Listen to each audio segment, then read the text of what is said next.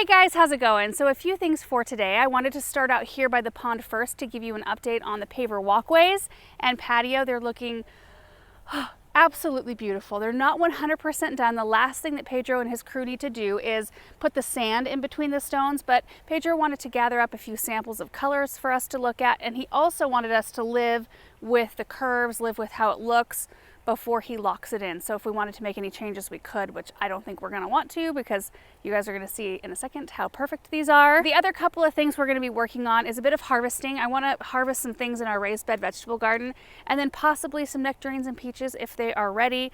I know a few of the low-hanging fruit were starting to feel a little bit soft. And then my mom and sister are coming over later on this afternoon, and we're going to can some habanero hot sauce. I'm thinking we're going to be doing quite a bit of the prep and like cooking of it outside. So I don't know what it's going to be like to cook with habaneros. I don't do that very often, but my sister Monica loves spicy things, and she grew these peppers and really wanted to try some hot sauce, canning hot sauce. So I told her to bring them on over. So that's what we're going to do. But let's take a look at these walkways. I wanted to start on this end because, oh, it's so pretty, you guys. Look at this. So you can see how it goes around the base of this berm. You can see how much more area we have. In fact, we were thinking maybe like another boulder in here might be nice, and then possibly one on this side. And you don't really know that or know the exact placement until you see where this ends up. So the end of the walkway here, the center of it matches with the center of the walkway coming from the Hartley. That was important to me just for that continuous sort of feel, kind of the cohesion, to where, you know, if the pathway ended right here, it just kind of feels disjointed if you're walking out here and then have to go over. So I kind of wanted that continuous feel. Even though the pathways are different width and they're made with different things, it's still kind of nice to have like that straight shot.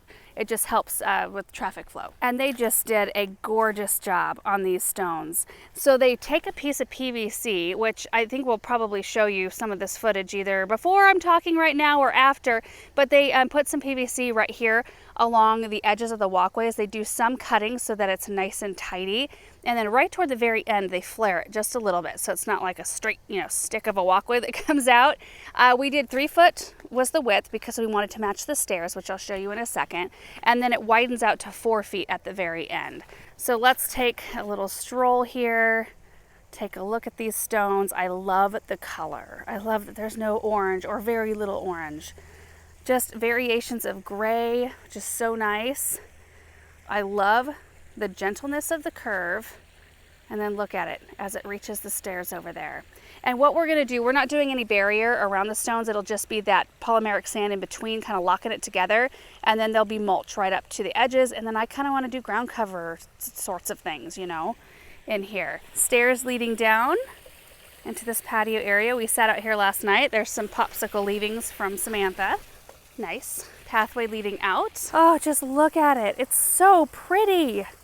They did such a great job. The furniture fits beautifully. It actually feels larger now that the stones are in, and it gives me some ideas of what to put in this area now that I can see those rocks in place. You know, one question I saw quite a lot after the last time I showed this little border, because these stones sit on top of those concrete blocks, that like block wall, but they come over the edge 1 to 2 inches or so that it kind of disappears behind.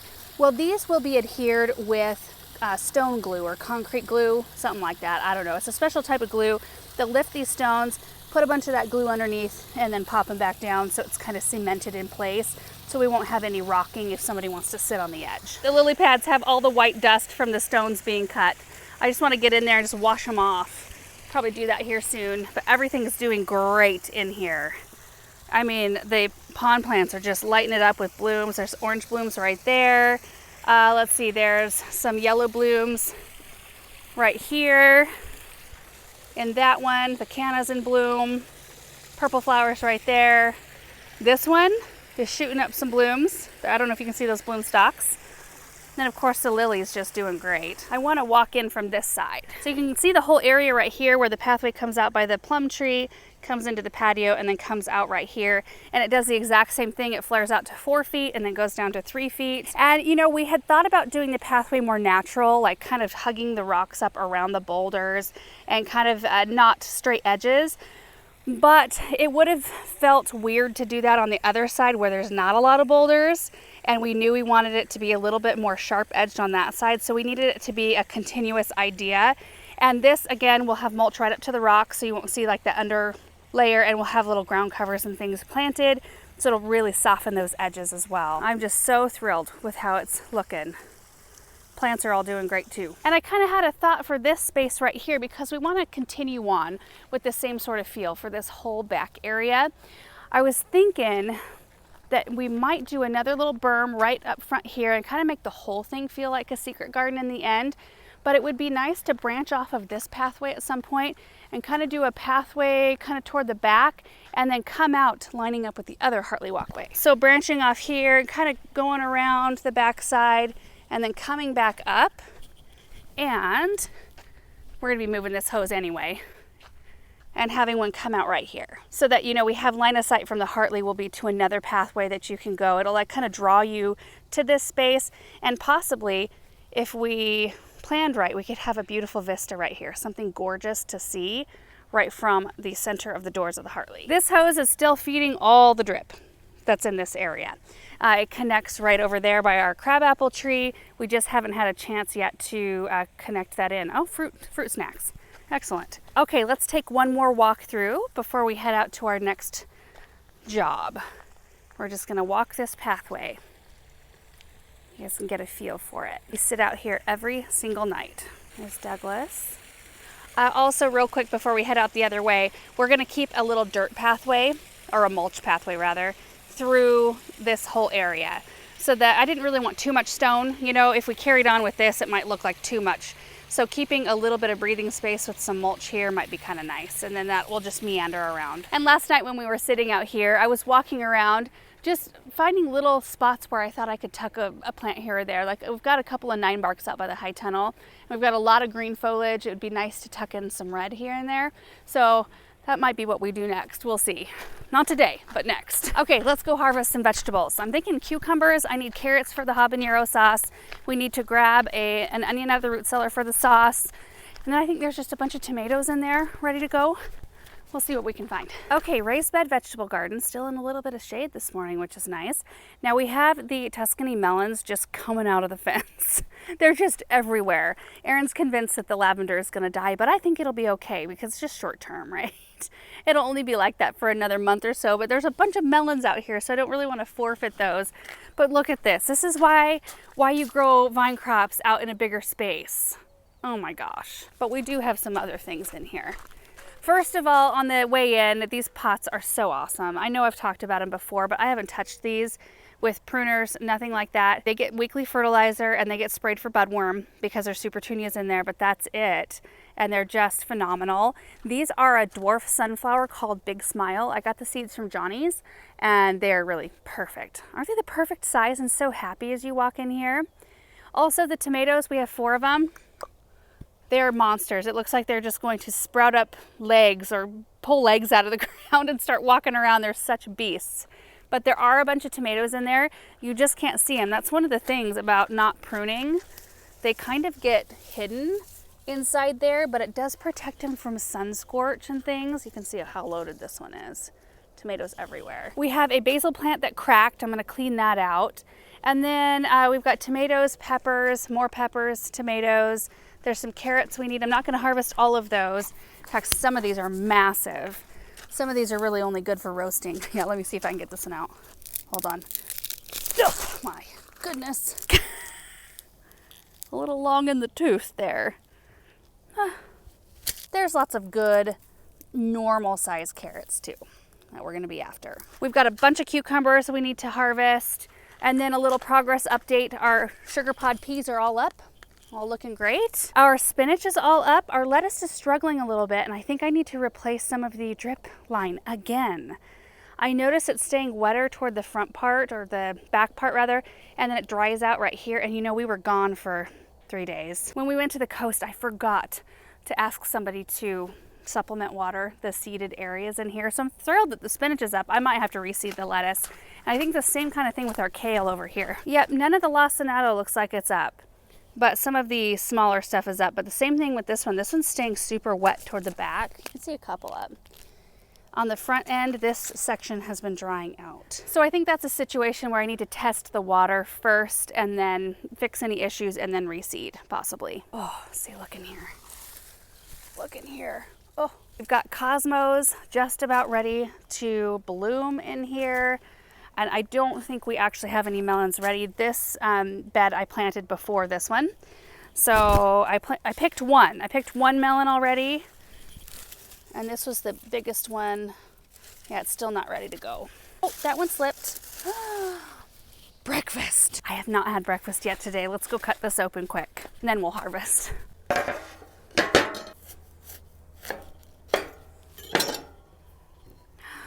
It's beautiful. Smells good.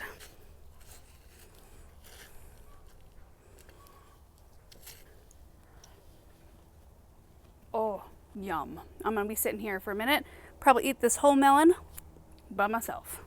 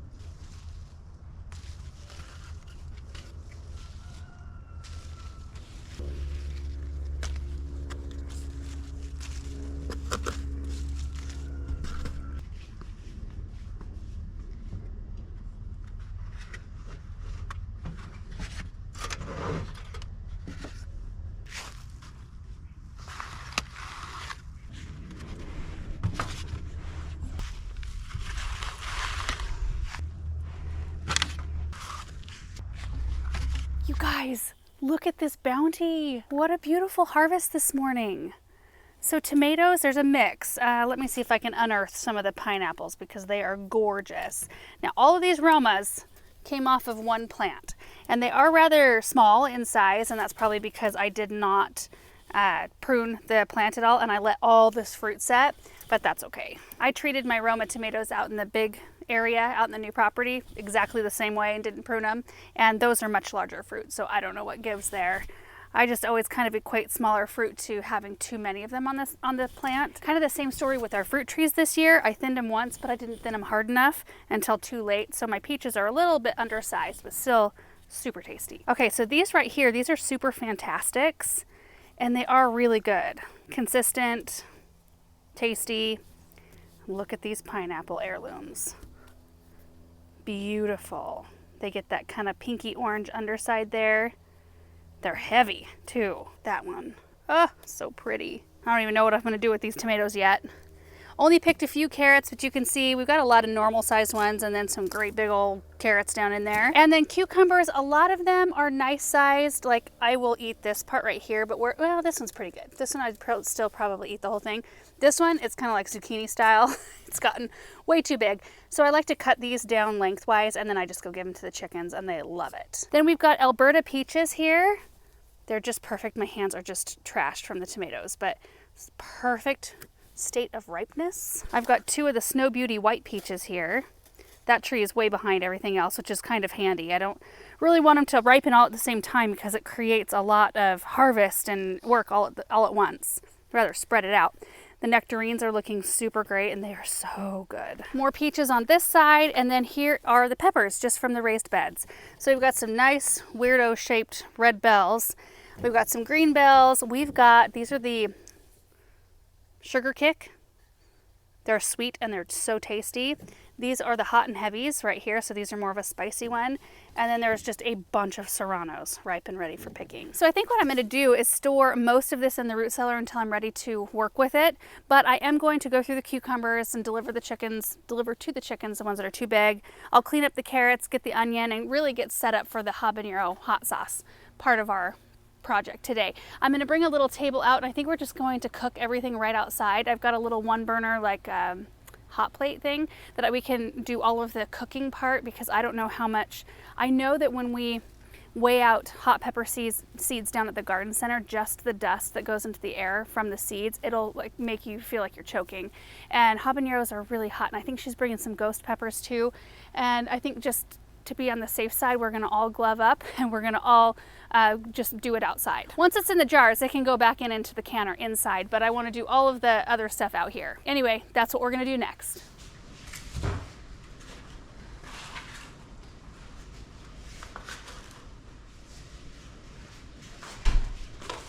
All right, so we are set up out here and ready to go. You can see our table here with the single burner. I've got some cutting boards out here. Monica has arrived. She's in the kitchen just counting out the peppers. And I've got jars sterilizing on the stovetop, and I'm getting ready to prep carrots because that's part of this recipe. So we are using a recipe called habanero gold sauce, but we're gonna be using a mix of habanero and Caribbean, I'll have to ask her again, Caribbean Red Hot, is that right? I'll ask her when I go back in. It's off a website called sbcanning.com. We'll link it down below. I've never tried it before, but it sounds good. I mean, there's the peppers, the vinegar, onion, garlic, lime juice, salt, carrots to bring a little sweetness. Sounded like a bunch of good flavors together. We are gonna do a quadruple batch so that we get 16 half-pint jars, hopefully in the end, of this hot sauce. There's our setup right there. It's gonna be kind of perfect. It's really nice out right now. It's in the shade. I decided to make tacos and Spanish rice and chips and salsa for dinner, so kind of perfect with the hot sauce. My parents are gonna come over, so we'll probably just all be out in this area hanging out, making this stuff and eating dinner together. Oh, hand in the cookie jar. Chocolate covered cherries are my favorite. Okay, so first of all, Monica has new hairs. Very nice hairs. Thank you. You know what? When you were walking across the parking lot at Andrews today, we kind of thought you were mom there for a minute. Oh, well, that's what a lot of people are saying. Yeah. I didn't even think about that. That now that it's kind of short and more blonder, but more blonde. Yeah, and we wear the same shirt every day. That's true. Okay, so show us what you have here. So we have 48 habanero peppers. The regular yellow habanero, or kind of orange habanero, and these are Caribbean Red Hots. You were saying those might bring a little bit of a better flavor than doing straight habaneros, right? Well, no, I think just the fact that they're all so fresh are going to bring such a good flavor. Because habaneros, if they've been sitting too long in your fridge or something, can get kind of skunky. Oh, yeah, I remember you saying skunky. Yeah, and they still taste good. Like they're my favorite pepper. Like these, I mean, I put 3 or 4 of these on my pizza when I eat. Oh, my pizza. mercy. Yeah, so. Oh my goodness. I've actually been getting Nick to eat some of them too, nice. Which is exciting. But I think that these, it's just more going to make it pretty. Yeah. Having a couple different colors, but all of these, I've been eating a lot of them, and oh my gosh, they taste so good and they're so hot. Awesome. So. Well, here's a little tour, you guys, of everything we've got going on. First off, Monica did bring us some of these gloves that we can wear while we're prepping this, that's super handy. Yeah. I was going to try to find a pair in the barn, so I'm glad you brought some nice clean ones. We've got some of the harvest from today. So I'm going to be making some salsa with the serranos and tomatoes that we picked earlier, and some onion out of the root cellar right there. You can see a bunch of the peaches here, which Monica, you can take some of these home, and the nectarines. We've got some tortillas and stuff set out for dinner tonight. And then right over here, I've got my half-pint jars that I had. I need to add a little more water, but we've got those in there sterilizing. And then I just set out a bunch of stuff for dinner so that we were kind of prepped and ready to go. So we're gonna be working on chopping up the stuff that's not going to blow us out heat-wise, or I don't know, I just don't know what's gonna happen when you chop all those up, those peppers. I'll chop them. Do you want to chop them in here or outside? Chopping them in here will be fine. Okay. It's cooking them. Gotcha. And they only go in the sauce for 5 minutes. Sure. So it's cooking them in there, and then do you have an immersion blender? Yes. Because then we can blend them outside. That would be the other part that would be like really potent. Perfect. But I think only the time when they're actually cooking in there. Okay. And we're blending them are they going to be like really, really strong. Okay. Well, we need to go retrieve the cutting boards outside and get going. Okay.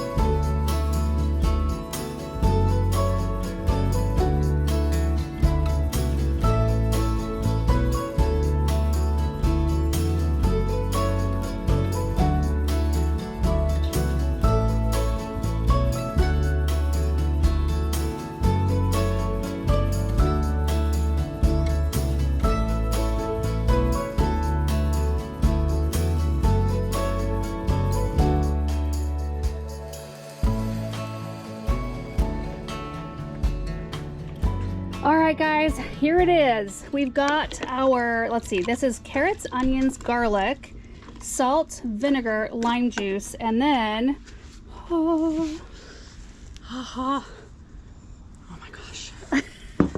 It's gonna be pretty, I think. I think so too, especially with the red pepper in there. And that carrot will give it enough sweet. I think so. I think the carrot and the vinegar will maybe temper that down a little bit. I don't know. I've got this on max, so we are supposed to bring it to a boil, let it boil for 15 minutes, and then we add the peppers in and let them simmer in there for 5 minutes, and then we take it off the heat and use our immersion blender to just Do you have the lid blend for it all this? up. Yeah, Because that might make it boil a little faster. either way. I guess it doesn't matter though, it being outside. So while this is coming to a boil, we're gonna run back inside and make some pico de gallo and Spanish rice. We'll get that going and maybe like chop up some of our taco accoutrements. Yeah. Okay, some lettuce and tomatoes and such.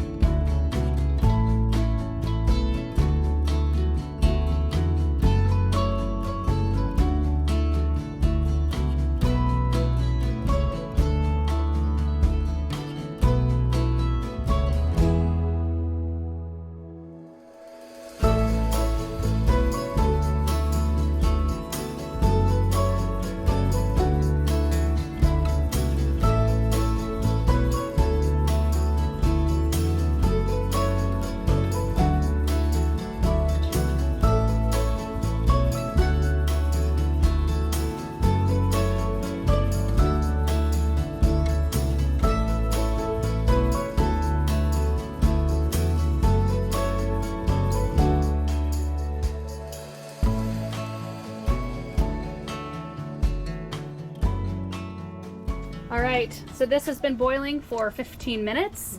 So here Now we for go. the peppers. Here we go. Oh my goodness. It already smells potent outside. This is like, Oh, I'm Oh glad my we did it gosh. out here. me too, but oh, I'm so excited. This is my jam right here. Okay, oh my, whoo. That my smells so mercy, that's- good. I can feel, Oh, don't breathe in. I can feel that in my throat. Oh, Laura, come on. Monica thinks I'm a lightweight. All right, No, that's potent stuff. 5 minutes on the timer. Okay.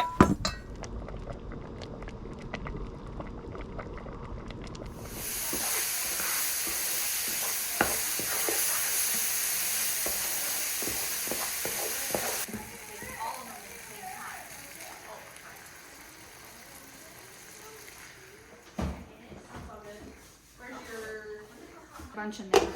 It might be in the right. Hey, Oh, Douglas, he'll get ya. did Douglas just take a swipe at my foot? He probably did.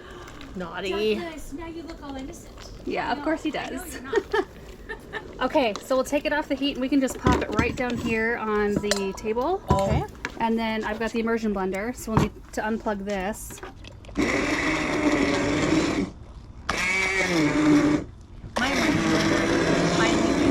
I was just thinking it's actually not too bad. Is it getting to you? I have to back off just a little bit. Yeah. Oh, How I'm many jars are you taking home? 0? Oh, Dad wants one. Oh, Dad wants one? Yeah. Yeah, Dad would like it, but it's too hot. It'll be too hot. Okay, it just got me. Did it get? Aha! Not immune. Spoke too soon. Okay, so we're gonna finish up this blending and then we'll get it in the jars, and I think we just leave a 1/4 inch headspace. I'm gonna double check the recipe, see what it says, and then we'll get it in the water bath.